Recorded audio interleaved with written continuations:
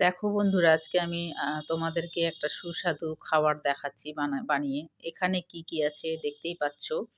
এখানে আছে সূর্যমুখীর বিচি আছে, এখানে মিষ্টি কুমড়া বিচি, এটা এটা হলো কাজু, এটা হলো কিশমিশ, এটা হলো পেস্তা বাদাম, এটা হলো তিসি, আর এটা হলো আখরোট, আর এটা হলো গোঁদ, গোঁদ কাতিরা বলে একে।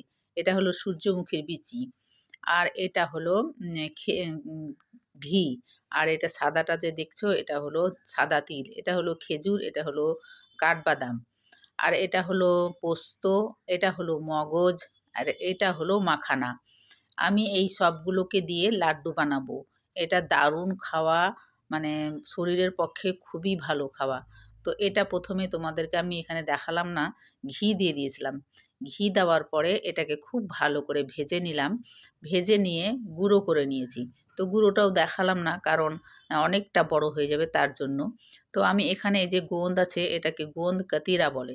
তো গোঁদটাকে আমি ঘি দিয়ে ভেজে নিব।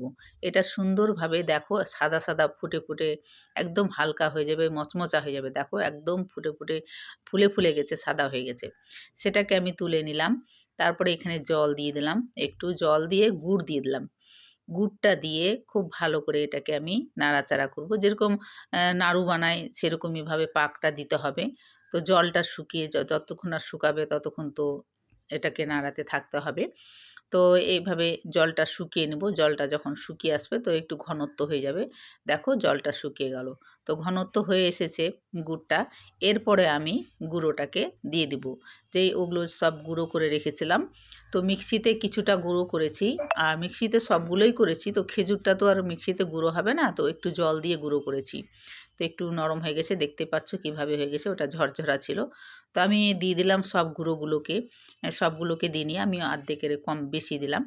দিয়ে খুব ভালো করে এটাকে নাড়াচাড়া করব, করে আবারও আছে কিছুটা, বেশ কিছুটা আছে, তো ওটাও দিয়ে দেবো। তো এই সামান্য একটু গুড়টা বেশি মনে হয়েছে আমার, তো একটু বেশি হয়ে গেছে।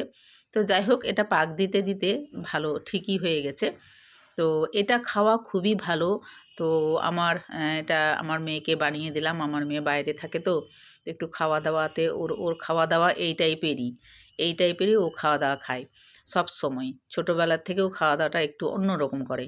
তো এইভাবে ওকে অনেকগুলো লাড্ডু বানিয়ে দিলাম। তারপরে হাতের মধ্যে ঘি নিয়ে আর এটাকে লাড্ডুটাকে একটু একটু করে বানিয়ে নিলাম। তো সবগুলো লাড্ডু বানিয়ে নিয়েছি, দেখো কত সুন্দর হয়েছে। আরও আছে, তো তোমাদেরকে এতটুকুনাই দেখালাম।